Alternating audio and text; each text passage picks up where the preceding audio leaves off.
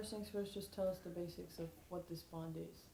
Sure. So recently our Board of Trustees had met and held community meetings to talk to parents and other concerned citizens about the continuation of some of our potential upgrades to the community. And in 2023, a bond was passed to improve the school's academic needs and other elements across the district. And so one of the things that was left undone were some athletic needs that were brought by that steering committee that was formed back in 2022-2023 school year. And so this bond that the Board of Trustees has proposed to the community involves upgrades to athletic facilities. And so that includes the baseball, Paul Cormier baseball and softball fields.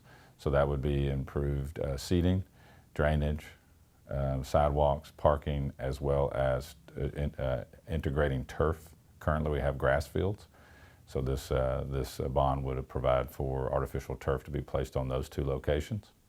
And then the football stadium, F.L. McLean Stadium, currently is grass as well. So improved seating, parking, sidewalks, as well as adding synthetic turf to the fields in that location. Okay. And then how much will this cost homeowners if it were to pass? So on the average, it's a penny. We're estimating would be the overall tax increase for the community.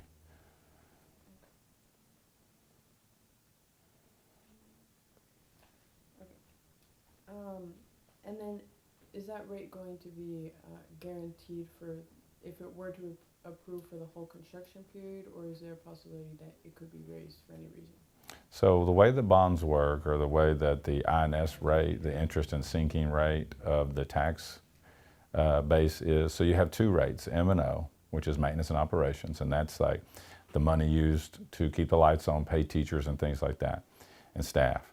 The INS rate is like capital projects, so a bond for buildings or buses, things like that, and so that's where this tax rate will be effective. It'll hit the INS, or the interest and sinking side of the tax rate. And so it's hard to predict, you know, if the tax rates change or drop or whatever, because there's a lot of that's based on the value.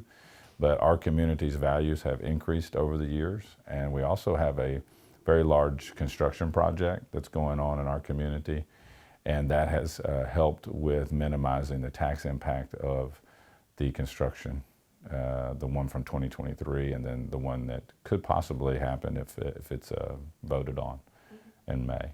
Okay, and then you kind of already answered it already, but if you have like a different answer, can y'all kind of explain why y'all are prioritizing athletic facilities now?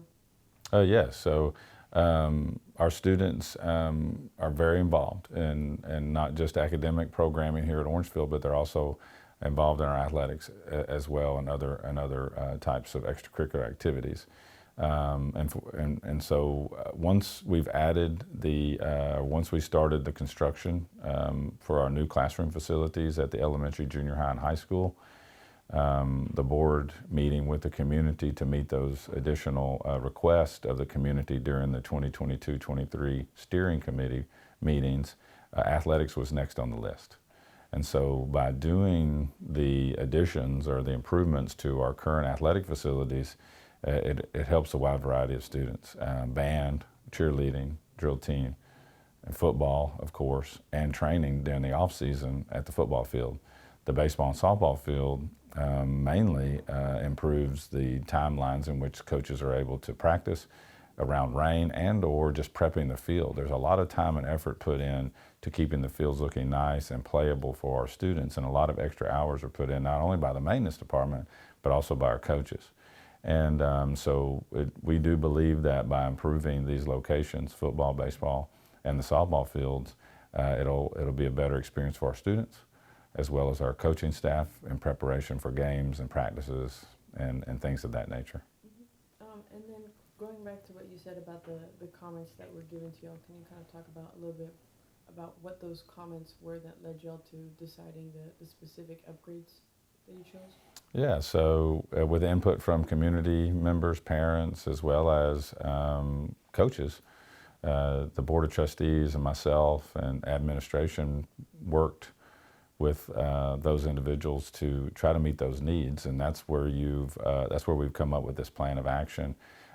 Things that concern the community were delays with weather, the playing surface itself in relation to the weather, the ease and management of getting to and from the games and being comfortable while watching the games, lighting concerns, which is a part of this project, is to address lighting. And I've already kind of alluded to the seating concerns, but that's at both baseball, softball, as well as the football fields. But yeah, most of the comments were really focused on improving the experience, not only for our students, but for the fans themselves, and giving our students something to be proud of and something that our coaches could easily prepare around and prep for, whether it be practices and or games. And then can you kind of speak to those other voters who are going to be watching today? Why should they be considering this as an option? Yeah, so I think the information that's out there on our website at www.orangefieldisd.net, as well as at the informational meetings that we're hosting, will be very beneficial to community members that are questioning or have concerns about anything, or for this, for example. But our purpose as a district is to provide the information and give the community members a chance to make a decision on their school district. And we have access. I'll take phone calls, in-person meetings. We also have an email address so they can email any questions. It's found on our website as well. But our hope is just to provide the information that's needed that reflects what our community coaches and our board of trustees and administration gained from all of those community meetings that we held over the last several years. And then, of course, this is a school district, but what other benefits could come about with this project for others who might not be involved in the school district, those voters who still have to decide if their tax dollars are going to go to this? Yeah, so we have been good stewards of what this community has given us. As community members drive through our town, our little community, they see how our buildings have aged, but have aged well, that we keep the grounds maintained, the classrooms, the hallways. We've done our very best with what was been given to us, and our Board of Trustees feel strongly about that if given the opportunity to do things, for example, the bond that passed in '23, that doesn't change our approach to the safety, security, the cleanliness, the maintenance of what we have been given. So the hope is that the community sees that and sees that we've been good stewards of taxpayer dollars, and that they are supportive of what the Board of Trustees and other folks involved are doing. And how long would these improvements be able to last until you have to change them again? It's a good question. So the actual, if the bond were to pass, the financing using those bonds, the timeline to pay them off are well within the lifeline of the turf itself. So for example, the turf may last 10 to 15 years, best case scenario beyond 10. But we wouldn't finance the turf for more than 10 or 12 years because it would not have that life.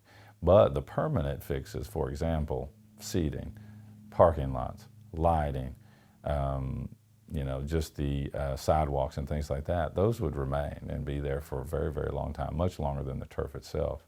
But the turf would be the only item in this bond that would have an end of life that's a little sooner than some of the other things that we've requested. And then, can you kind of tell us a little bit about more into the importance of it? What would it mean for the district if this weren't to pass? What exactly would y'all be losing, I guess? Oh, well, we would continue to operate like we always have.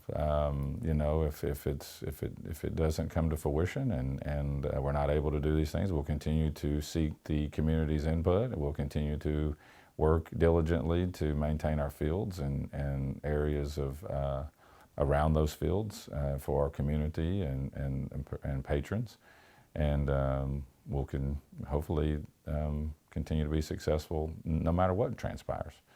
But we wouldn't come to the community with these ideas if it wasn't generated from them, and there was interest in the community to do something with these spaces.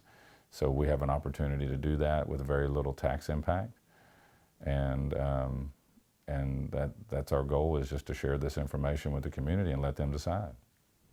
Of course. And again, back to if it were to be approved, what impacts are going to be, what's going to be impacted during construction? Would games have to be paused for a while? What exactly would that look like? Good question. So the intent is to have very little impact on what's taking place. So there'll be timelines put in with in deciding when to start a project and and the timeline when it would be completed. And we'll work with our board of trustees. We'll work with the administration and coaches to ensure that we don't have to place our games elsewhere while the work is being done. So we would hope that all the construction will be done during the off season of the sports that are affected.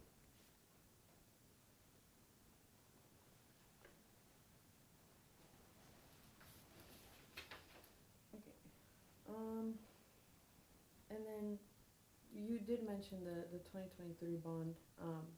So you've had y'all had a project like this before. Can you kind of talk to how it is keep staying on the budget?